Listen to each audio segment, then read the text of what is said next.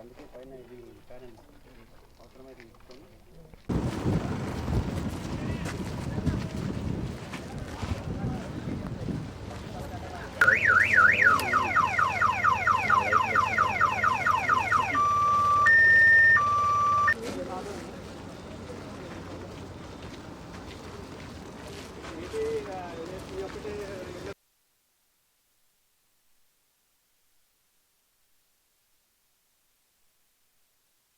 కొన్ని స్పేర్ దొరకవు కదా, అది ఆర్డర్ పెట్టుకుంటే మీరు అన్నది ఎగ్జాక్ట్గా.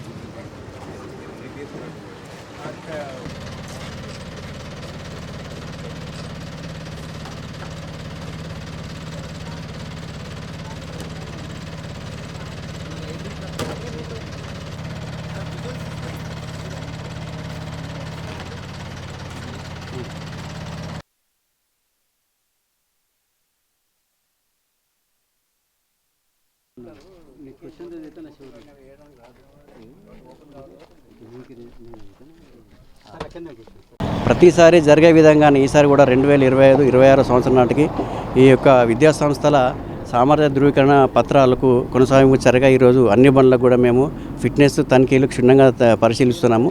మన కరీంనగర్ జిల్లాలో ఇంతవరకు 610 దాదాపుగా వెహికల్స్ ఉన్నాయి. వాటిలో 425 నుంచి 30 వరకు కూడా ఫిట్నెస్ సామర్థ్య పరీక్షలు ధృవీకరించండి సర్టిఫికేట్ ఇవ్వడం కూడా జరిగింది.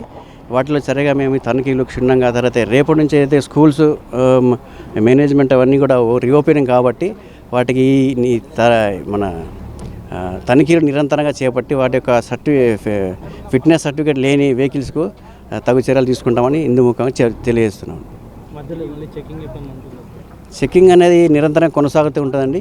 ఈ ఫస్ట్ వీక్లో మాత్రం చాలా ఎక్కువ ఉంటుంది. దాని తర్వాత కూడా ఎవ్రీ మంత్ కానీ ఎవ్రీ క్వార్టర్లీ కానీ చెక్ చేస్తూ ఉంటాము.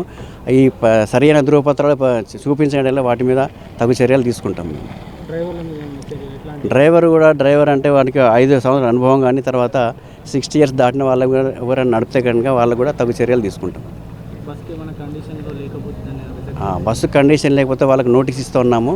ఈ మైనర్ రిపేర్స్ కానీ మేజర్ రిపేర్స్ ఏమన్నా మనం లిస్ట్ అవుట్ చేసి వాళ్ళకి ఇస్తూ ఉన్నాము.